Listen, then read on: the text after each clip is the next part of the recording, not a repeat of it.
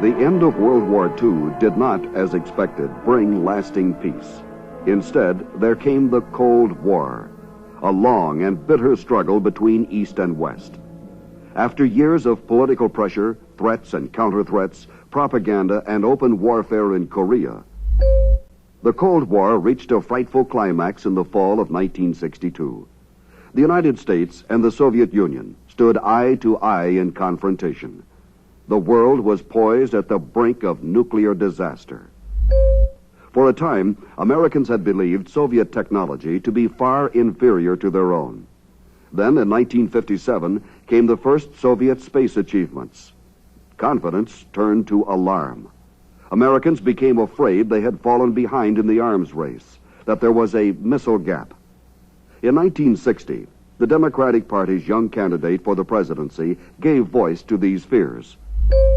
I have premised my campaign on the single assumption that the American people are uneasy at the present drift in our national course, that they are disturbed by the relative decline in our vitality and prestige. With skillful organization and a powerful, energetic campaign, John F. Kennedy gained ground on his opponent, Richard Nixon, in a bitterly fought campaign. He won the presidency by a narrow popular margin. The nation as a whole quickly warmed to its new chief executive, the youngest man ever elected to the presidency. He had wit, charm, poise, and at the same time possessed the qualities of a shrewd politician. Shrewdness would be needed in the months ahead. For his chief adversary on the international scene was Nikita S. Khrushchev, premier of the Soviet Union. Khrushchev was dedicated to promoting world communism and to expanding the Soviet sphere of influence. He was reasonably friendly to the Kennedy administration, but he was also eager to take advantage of any sign of weakness. Almost at once, the new administration faced a serious crisis. Suddenly, world attention was focused on Cuba. In Cuba, guerrilla forces under Fidel Castro had overthrown the long-term dictatorship of Fulgencio Batista. Although relations between the United States and the Castro government were at first cordial, they soon deteriorated. Castro seized American assets in Cuba and began to develop economic ties with the Soviet bloc. The United States stopped buying Cuban sugar, then broke diplomatic relations altogether. Now, thoroughly alarmed by Castro's new ties with the Soviet Union, the United States offered support to his enemies. An invasion force of Cuban exiles had been trained and equipped by the United States Central Intelligence Agency. President Kennedy knew of the invasion plans. Acting on the advice of the CIA, he reluctantly gave his approval. Thus, in April 1961, came the Bay of Pigs disaster. Attempting to land on Cuba's southern coast, the invasion force was swiftly destroyed or captured. Anti-American demonstrations swept the globe. Shaken and humiliated, Kennedy insisted on shouldering full responsibility for the invasion. It had come at a most unfortunate moment, 1 month before a summit meeting with Khrushchev. At that meeting, held in Vienna, Khrushchev saw a chance to test the president's will. He demanded Western occupation forces be withdrawn from Berlin. But Kennedy was not to be intimidated. It's going to be a cold winter, were his last words to the Soviet premier.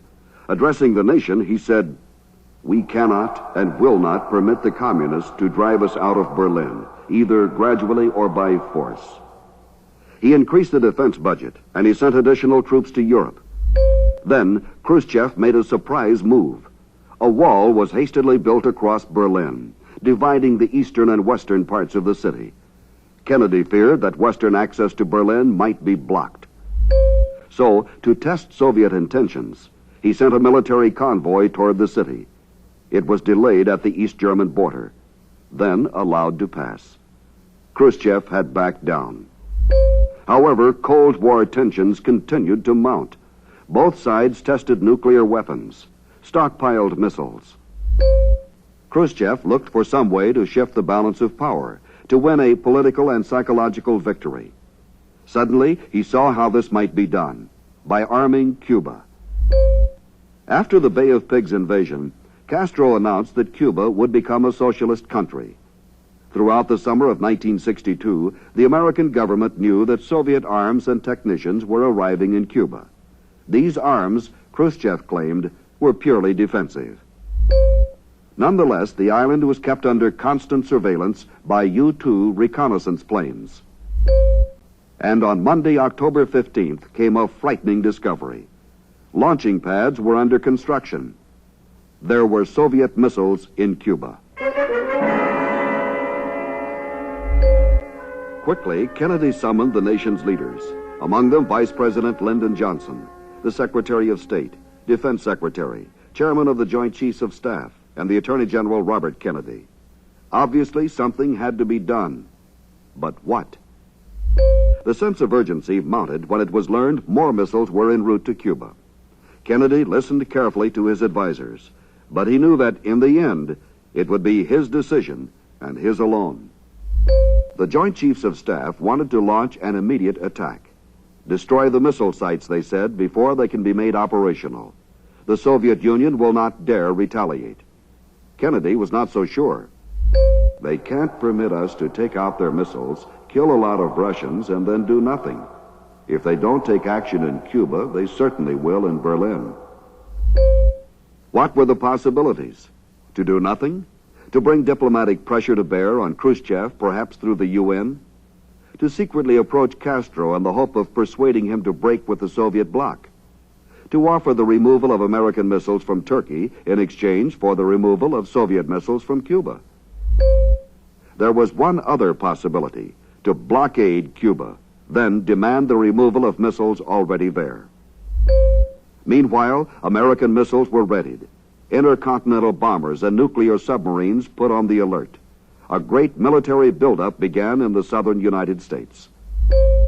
America's allies in Europe and Central America were now told of the crisis. Without exception, all offered their support.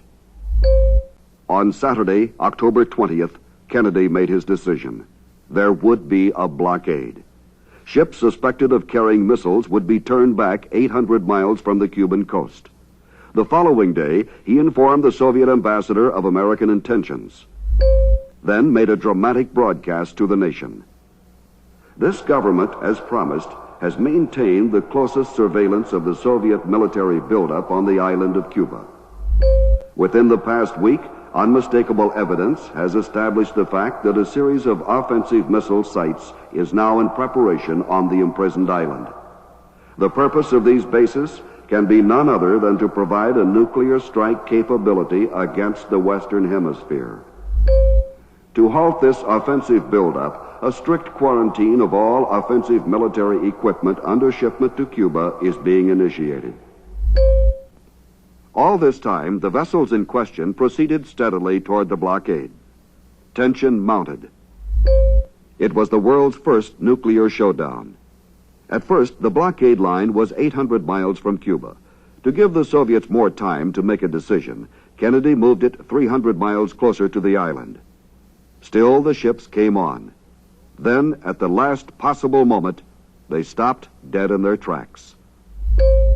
But the crisis was not over. Work was continuing on the missile sites, and Soviet bombers were being uncrated. It seemed that, after all, an attack would be necessary. However, there was one promising development. A number of messages and letters were exchanged between the Kremlin and the White House. Khrushchev, for instance, demanded that American missiles be removed from Turkey. Kennedy declined to bargain on this point. The nation and the world continued to wait and to worry. Then, abruptly, the climax was reached. The Soviet government, Khrushchev wrote, has given a new order to dismantle the weapons you describe as offensive and return them to the Soviet Union. Reconnaissance flights showed that missile sites were indeed being broken up. Later, the Soviet bombers were also dismantled and shipped back to the Soviet Union. The American blockade ended. Gradually, the world relaxed. Communist prestige suffered a mighty blow. Having gambled and lost, Premier Khrushchev's position in the Soviet government was now precarious. He would soon fall from power. President Kennedy had met the crisis with resolution, but also with caution, and by doing so may have averted a nuclear holocaust. Both he personally and his administration gained stature from this deadly encounter. The two superpowers had stepped to the brink of war. Then, when a clash seemed all but inevitable, they had stepped back. This sobering experience improved relations between the United States and the Soviet Union. The superpowers soon began negotiations on the control of nuclear weapons. In July 1963, Moscow initiated a treaty which banned the testing of nuclear weapons in the atmosphere, underwater, and in outer space. As a precaution against accidents or mistakes, a direct telephone link was established between Moscow and Washington. President Kennedy himself summed up the new attitude. Above all, while defending our own vital interests, nuclear powers must avert those confrontations which bring an adversary to the choice of either a humiliating retreat or a nuclear war.